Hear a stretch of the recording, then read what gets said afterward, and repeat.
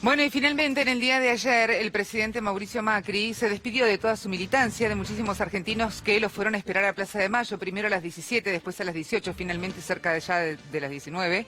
Habló 9 minutos. Algunas de esas palabras son estas. Estos años fueron mucho más difíciles de lo que imaginé. Siempre minoría, muchos palos en la rueda, pero gracias al apoyo de ustedes logramos muchas cosas, muchas cosas. Bueno, ya está con nosotros Gretel Ledo, a quien de por sí ya le doy la bienvenida. Gracias, Gretel, por estar con nosotros. Un placer. Bueno, ahí lo escuchábamos al presidente Mauricio Macri, pero no es lo único que tengo para compartir con vos, porque bueno, de los 9 minutos que habló, que realmente esperábamos que fueran un poco más, sí, pero bueno, solamente fueron 9 minutos, hay otras cosas que tienen que ver con lo que sucedió en el día de hoy, sí, que es, me parece, un dato importante para la política, por eso quería ya compartirlo. Bien. Y después analizarlo con vos. Mauricio Macri y Alberto Fernández, ambos con sus gabinetes estuvieron en Luján en esta misa por la unidad, ahí vemos las imágenes, compartieron ese vaso. En un momento Mauricio Macri le pregunta a Alberto Fernández si quería tomar algo fresco, por lo visto hacía mucho calor al pleno rayo del sol, y finalmente compartieron algo de líquido fresco. Bueno, ahí se los vio como relajados, ¿no? Prestando mucha atención a lo que significaba el mensaje de la Iglesia y lo que les estaba pidiendo la Iglesia, ¿no, Gretel? Sí, lo más interesante de la Iglesia fue el llamado a la unidad, y habló justamente la Iglesia sobre la importancia del diálogo interreligioso y la oración unívoca de todos los credos para llegar a este hito. Es muy interesante, digamos, que en un acto tan emblemático como el Día de la Virgen estén el presidente saliente y el presidente entrante. Y también se habló sobre dejar de lado el tema, digamos, de endilgar responsabilidades ajenas, la otredad, la responsabilidad sobre el otro, y este lenguaje de la unidad tiene que ver con la construcción de otro tipo de democracia. Y creo que fue un mensaje directo hacia la lectura de lo que hoy está clamando la ciudadanía y cómo la Iglesia hoy por hoy es una especie de resorte que hace de ese canal y ese vehículo, digamos, de diálogo recíproco entre dos visiones de país totalmente contrapuestas. Absolutas. Pero sin embargo, en las antípodas. En las antípodas, y con grandes porcentuales de votos en los resultados electorales, claro, con lo cual es necesaria esa convivencia pacífica. Por eso creo que hoy fue un hito histórico. Y la verdad que ya el traspaso viene siendo, y la transición se vino haciendo de manera totalmente respetuosa, con un nivel de profundidad y de confianza de ambas partes, y también, si se quiere, de cierta responsabilidad, ¿no?, de la dirigencia política en su conjunto. ¿Hay en la historia un momento como este en donde estaban los dos presidentes compartiendo una misa por la unidad? La verdad que la Iglesia, no me acuerdo yo. La Iglesia siempre estuvo queriendo encontrar su espacio, su lugar, ¿no? Y hay etapas durante el peronismo que fue acobijada y etapas donde fue totalmente denostada, con lo cual creo que están empezando por el pie derecho, y la Iglesia hoy ocupa un lugar trascendental, fundamental. De hecho, el Vaticano tuvo cierto también parte en este gran acercamiento, este gran diálogo y este gran acuerdo donde Cristina Fernández de Kirchner también es una de grandes protagonistas, y este diálogo también que se está dando con la Iglesia habla justamente de un lugar preponderante que está ocupando hoy justamente la unidad a partir de esta cosmovisión que tiene que ver más allá de los enfrentamientos, cómo plantear, digamos, una Argentina más sólida, digamos, con más diálogo. Vamos a escuchar qué es lo que decían algunos de los funcionarios cuando terminaba la misa, porque bien, nosotros obviamente que estuvimos allí, estuvimos haciendo toda la cobertura con el Turco, y allí el Turco pudo hablar con algunos de los funcionarios. Esto nos contaban. Es el Día de la Virgen, hay mucha gente del pueblo que viene. Pudimos superar la cuestión partidaria, no vi gritos ni problemas, y eso es una gran cosa, porque nos da un respiro a todos. Sí, creo que es algo muy importante, un símbolo tremendamente significativo para el futuro de la Argentina. Los problemas que vivimos los argentinos son de una enorme complejidad y solamente juntos lo vamos a poder resolver, y este es una imagen para el mundo muy fuerte, muy importante. Creo que la clave es la unidad y la diversidad, encontrarnos desde las identidades de cada uno, como también lo planteó la oración interreligiosa, comprendernos, tolerarnos y querernos un poco más. Creo que ese es el desafío. Es la construcción de un puente hoy, sin lugar a dudas, que nunca más se debe voltear este puente. Ojalá se institucionalice para siempre, que hay un día al año en el cual compartimos. Me gustó la interreligiosidad de la ceremonia. Bueno, ahí teníamos, ¿no?, lo que estábamos hablando, esta cuestión de la unidad, de esto de poder estar trabajando todos juntos, de poder llevar a cabo una transición pacífica y además también teniendo en cuenta que de todas maneras siguen siendo oposición, ¿no?, la gente de Juntos por el Cambio. Sí, totalmente. Ahora, la foto de Eduardo Valdés al lado de Marcos Peña, ¿no? Sí, que sí. ya uno ve y los dos queriendo dar, digamos, esa respuesta también hacia el periodismo, y un poco lo dijo hoy el presidente del Episcopado Argentino, Oscar Ojea, habló justamente de no caer en la tentación de la denostación del otro, claro, ¿no? Y habló de la fraternidad a partir de la oración. Acá vemos un recorrido importante de lo que es el diálogo y la unidad interreligiosa, porque también habló de otros credos. Es fundamental, vuelvo a decir, creo que hoy la Iglesia en el lugar que se está poniendo de esta gran hermandad y esta gran unidad que va más allá de la grieta, va más allá de la cosmovisión y de las ideologías, porque está trazando puentes hacia la construcción de una nueva esencia argentina, ¿no? Y tiene que ver con ese nuevo país que ya estamos en vísperas de arrancar. ¿Te pareció bueno lo de la Iglesia, por ejemplo, de pedirle a los funcionarios, porque no era solamente al presidente, sino que era a todos los funcionarios, esta cuestión de háganse cargo y pónganse del lado de los que más mal la están pasando? O sea, háganse cargo de la pobreza, háganse cargo del hambre y en primer lugar trabajen para aquellas personas que realmente hoy están en situación de urgencia. Bueno, es un mensaje totalmente bíblico, ¿no? Fíjense, cuando ya Jesús decía, lo que le hacen a estos pequeñitos lo están haciendo a mí. O sea, si la Iglesia no es capaz de velar a través de su discurso hacia los desposeídos, los más vulnerables, y no recordarle a la clase política de aprovechar los cambios de mandato como una especie de botín y de repartija de cargos electorales, creo que está fallando y adoleciendo su lugar clave que tiene hoy la Iglesia. Creo que ese arrancar las vendas, ¿no?, que tiene que ver con las luchas de espacio de poder, es un lugar natural que corresponde a la Iglesia, y el lugar clave creo que fue bastante propicio en esta ocasión para hablarlo. Pero, a ver, si uno ve la composición del gabinete de Alberto Fernández... No, pará, banca un cachito, porque vamos ahora. Bueno. Mirá, algunos de los integrantes del gabinete de Alberto Fernández, que de hecho fueron nombres resonantes, ¿no? Porque estamos hablando, por ejemplo, en economía. Sí.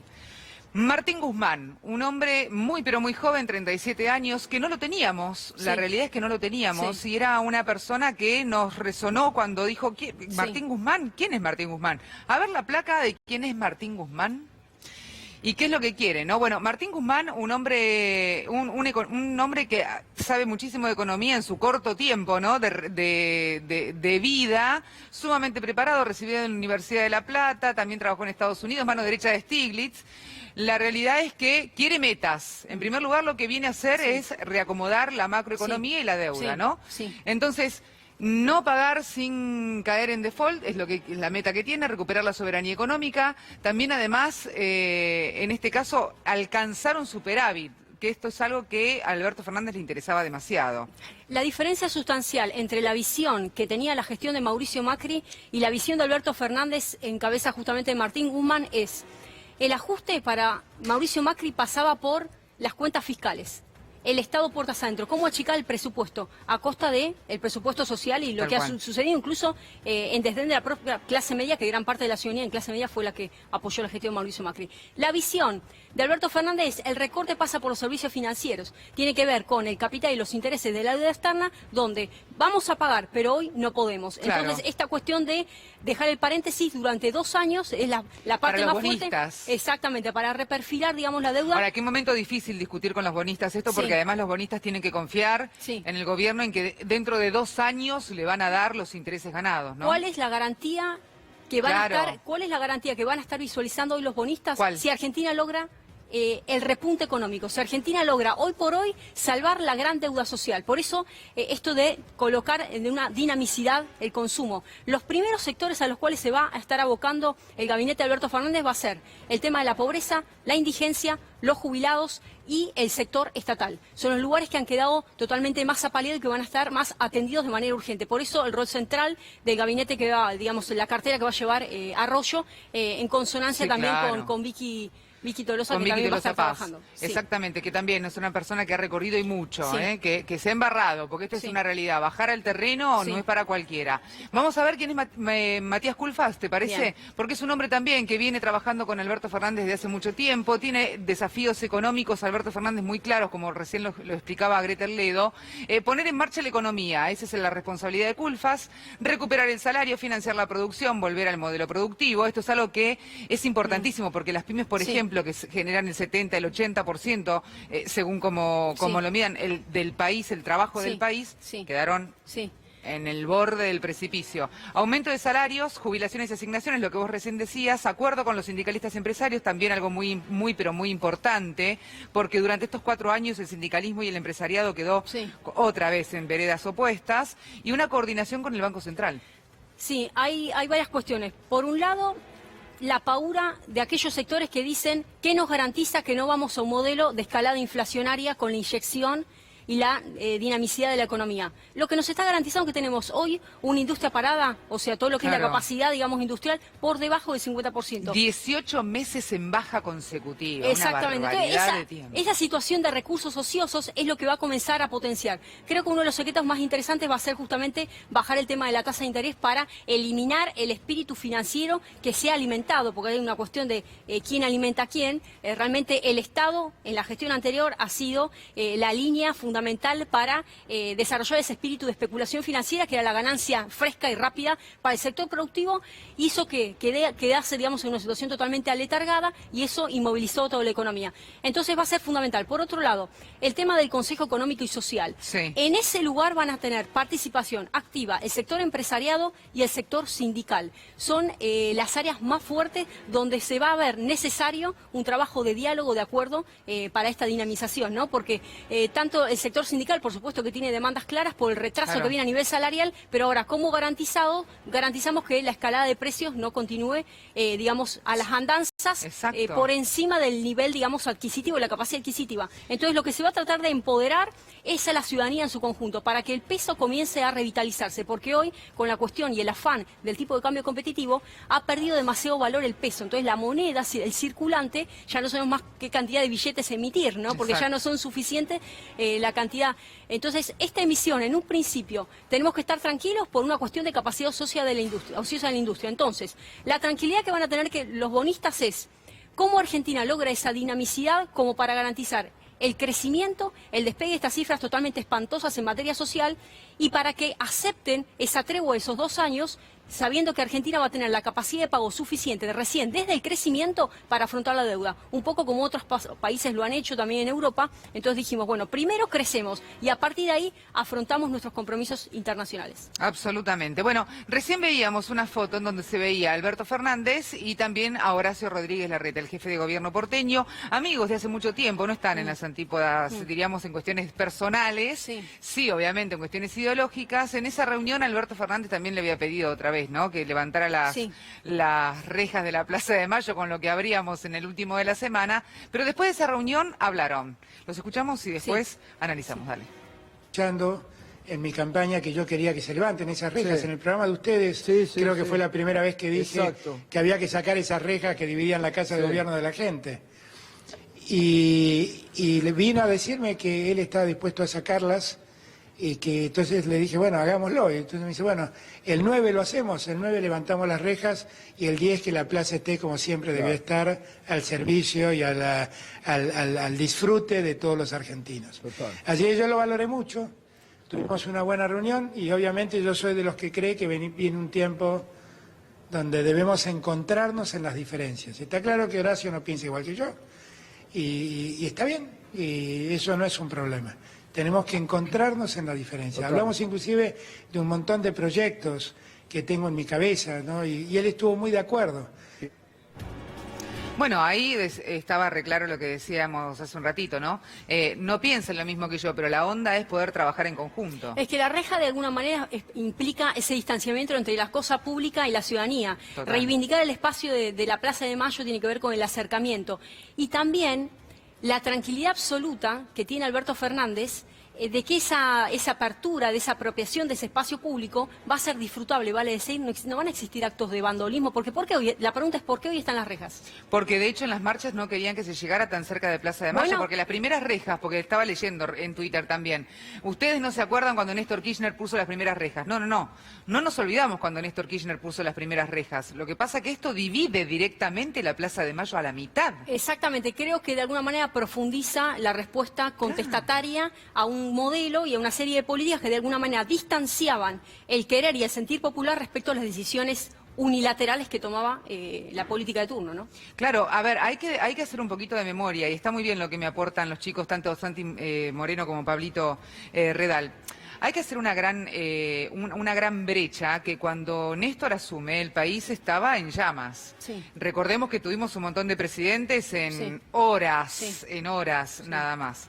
Entonces la realidad es que cuando asume Néstor Kirchner era mucha la gente que estaba descontenta con todos los políticos. Sí. Todos pedíamos que se vayan todos, recordemos esa historia, esa parte de la Argentina que fue tan clave y se puede decir hasta que partió a la mitad a la ciudadanía en la pobreza, en el desempleo, en la cantidad de gente que cerraba las empresas, los kioscos, cualquier comercio que tenías alrededor de tu barrio se cerraba, los bancos que se iban, Sí. los bancos extranjeros.